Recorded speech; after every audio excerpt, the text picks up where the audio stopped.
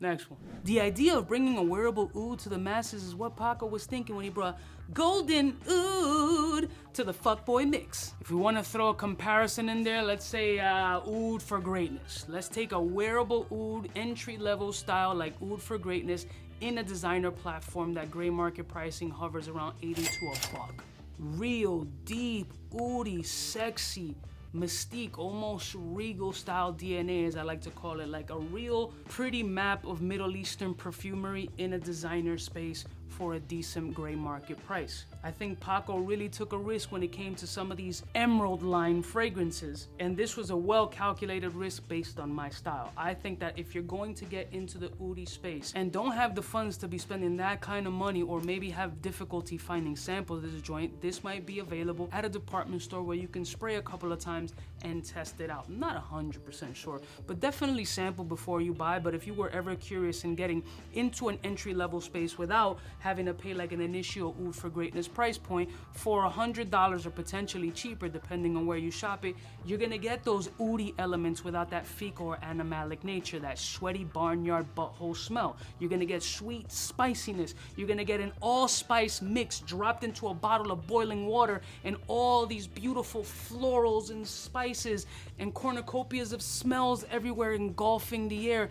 This is handsome, yet risky, ballsy, yet wearable. Cheap, non-designer, but can easily be priced way higher. And finally, this one for me had niche style quality. Let's say if something in the bubble of a 𝗙𝗪𝗏𝗏 or has like a Byredo-ish kind of DNA when I smell Givenchy Gentleman's Society. It's all about the spiritual nature of the Palo Santo. Palo Santo has amazing healing energy, but the scent itself is unmistakable. It is so just like uplifting and cleansing of a scent. But in this particular case, you take that DNA, you add other spicy nuances, you add that dry vetiver DNA, you add a little kiss of vanilla, you add a little bit of it feels like a little underlying ambery kind of essence in this fragrance. You add some dryness, you add some musk and a ton of woods along with the Palo Santo, and you really have a spiritual essence that can easily command a way higher price point. Clean, spicy, cardamomic, and again, the focus in this fragrance is all about the Palo Santo essence. Love this scent. I think it's extraordinarily wearable and separates itself from a ton of other designer fragrances. As I said, it should be in a niche style space. Probably already is, just for a lot more money. So Givenchy Gentleman's Society can have a nice thick price point on it, and definitely one of the stronger ones in that Givenchy lineup. 10 designer fragrances for that ass. These joints could easily cost a lot more money if we repackaged them. Now, as a niche fan, as a dude who has a ton of fragrances, over 2,000 something fragrances, I like to tell people very simple things. Sample before you buy. Act your wage. Stop trying to keep up with the Joneses. Some people like to be sold and have the mystique of the marketing and the niche and the glory and exclusivity. That's why Louis Vuitton exists. That's why Gucci is popular. That's why Goyard is on deck. That's why all these luxury designer brands exist. It doesn't mean that they're making a better quality product. Some of these joints are just plastic coated canvas that you're paying $2,000, $3,000, $4,000, $5,000, $7,000 for. When there's an artisanal dude who can do it for a fraction of the price, better quality, and pays attention to detail. It's whatever you feel you can buy. Perceived luxury. We all like the shit. We all get wrapped up into it. But just know that there's options out there when we get outside of that zone that can save you some money and you still have that sexy factor. Stop going into debt for fragrance. Just enjoy the smell goods and get some ass. I love y'all mother suckers from the heart. Don't forget to like, share, and subscribe, and let me know what other fragrances could have easily been on this list in the comments below. I'll see y'all bitches next time. You know who it is. Biggest in the game. Smooches. For the fly gun holder, money folder, roller, start tag when it's time to call back. For the rough, rugged, and raw way, this nigga Jay, it's a game, but he don't play. Hey, for all the chicks that got dead in the penthouse suite on top of my mom's crib. It's nonsense you never get in. It's nonsense that you would think that you would.